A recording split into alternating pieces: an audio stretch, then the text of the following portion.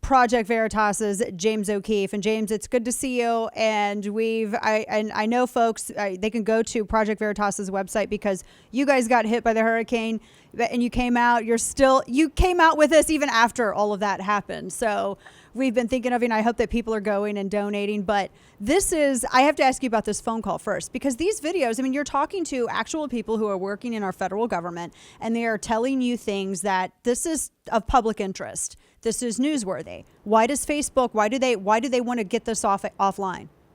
Well, Dana, thank you for having me on. Yeah, we're actually strikingly still on YouTube. Dana, the first video has about 5 million views on it. It was the most watched video in Project Veritas history this week with the nurse inside HHS. And we're still on Facebook, although what prompted that phone call was Facebook. USA Today works with Facebook. They do fact checks, but they're not anything resembling a fact check.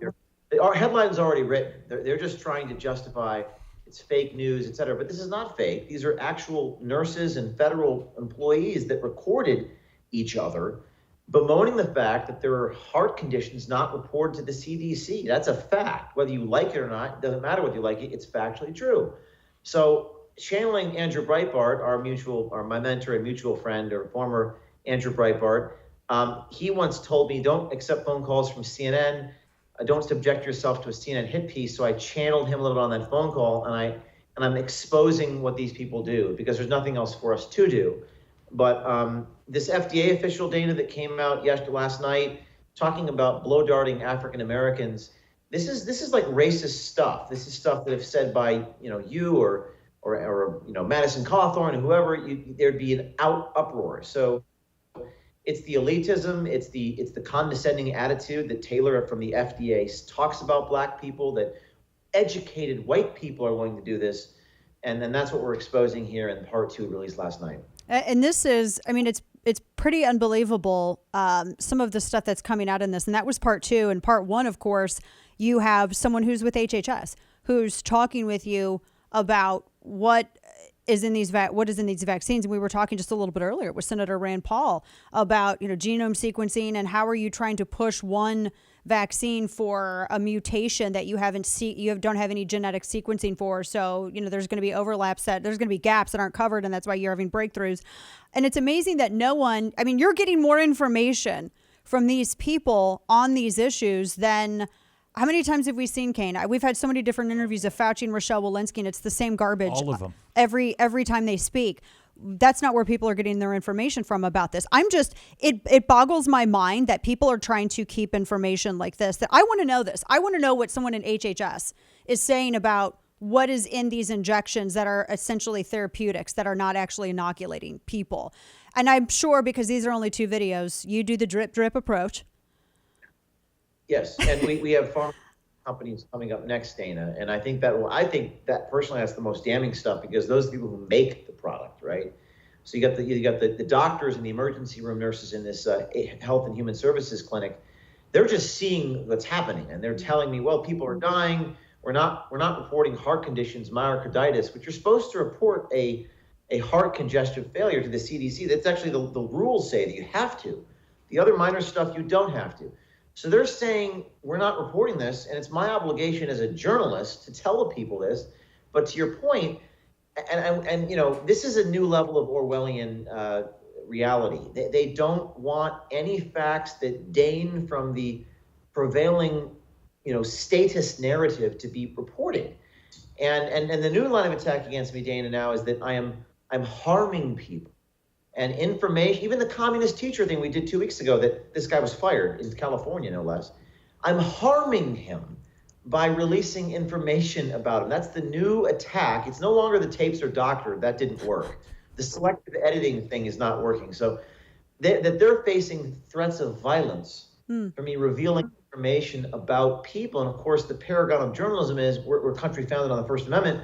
The public's right to know is so important.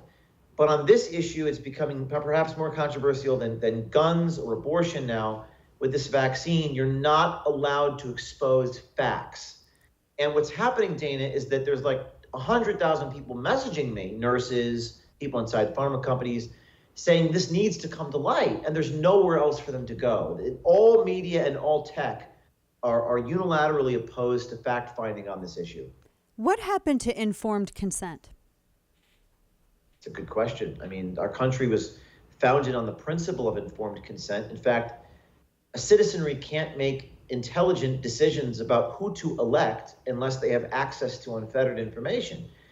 So I've seen it. It's gotten worse in the last 6 months. It's gotten worse in the last 6 days. Things are spiraling so rapidly now. Project Veritas's strategy, Dana, is to not stop. In fact, we've gained 600,000 followers on Telegram. So it seems like people are going to go wherever they can get the information. And the good news is, because there's a lot of negative things that we're saying here, but the good news is that the people are really engaged. And I've had 10,000 messages from people saying, I'm going to get fired from my job. Wow. Whether it's Marines, firefighters, nurses, and they say, send me one of those hidden cameras. So the good news is there's thousands of people that are activated now, and Veritas intends to equip them. I'm talking with James O'Keefe, Project Veritas, and their new series going undercover and looking at what these whistleblowers are saying within HHS. And I think, going back really quickly to the point that you made about myocarditis and pericarditis. I mean, and I understand. What gets me is that when you report on, or when you or anyone reports on any kind of side effects or any kind of negative reactions as it relates to vaccines, even if you say it's rare, people are still saying that you're fear mongering, even when you're reporting something as basic fact. Yet you have the CDC that can go out and falsify and inflate the number of child fatalities, and have to have Johns Hopkins and Wall Street Journal go out and debunk them and say, well, you left out all these very serious comorbidities when CDC, when you were using the 242 number to try to justify masking and mandatory vaccinations for kids in schools, when you had some serious comorbidities that actually contributed to that fatality rate. It wasn't just actually coronavirus. So you can't trust those agencies, but yet when you simply report on some of these adverse reactions to the vaccine that are rare but are happening and people have a right to know about them, then they say you are spreading disinformation. It's a projection, right? It's the Leninist, is it Lenin, I think, who said that accuse your enemy of what you're doing. So it's misinformation. We saw this, Dan. This is very important your audience hear this.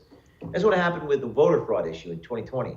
Now, I don't know if there was enough literal voter fraud irregularities to overturn the presidential, but what I do know is that there was voter fraud. There was voter fraud in Minnesota. There was voter fraud. In fact, they arrested a woman in Texas for ballot harvesting. I have someone who is illegally registered at my home address. Right. So it's not a question of whether the irregularities happen. It's a question of to what extent. And that's the same thing with the vaccine. There's totally negative things from this vaccine. There's myocarditis, there's heart conditions. Now, whether those means justify the end of forcing vaccination is a very interesting public policy question. We can't have that conversation. I don't know the answer. What I do know is that when a federal employee comes to me with hidden camera recordings from inside a federal clinic treating Native American patients, and she's crying and she's saying, I can't live with myself. This is information that Facebook wants banned and Instagram wants banned. And my question is why? And what scares me is that increasingly in this country, there's so many people that it's almost like a religion on these issues. You can't, things are so polarized, you can't even report basic facts. And by the way, people say, Facebook sent me a message. Mark Zuckerberg's company sent a message saying, well, your claim. It wasn't my claim.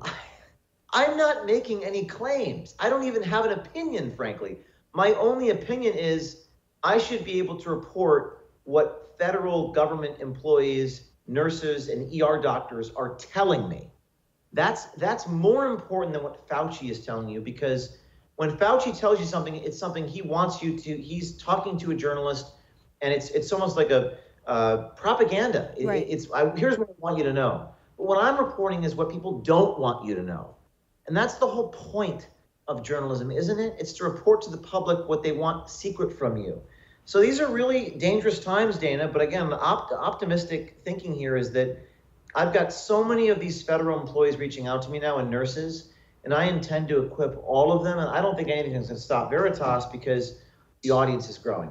I completely agree. I'll have to say this. I think in 40 years from now, 40 to 50 years from now, there are going to be journalism classes that are going to be taught about James O'Keefe. I really do think that at some point people will be looking at James O'Keefe with investigative news reporting the same way they looked at Joe Mitchell with feature writing. And they're going to look at you as the blueprint for that. You're doing such a service for everybody. And folks, you need to go to Project Veritas. Go to their Instagram page as well. Go to Facebook.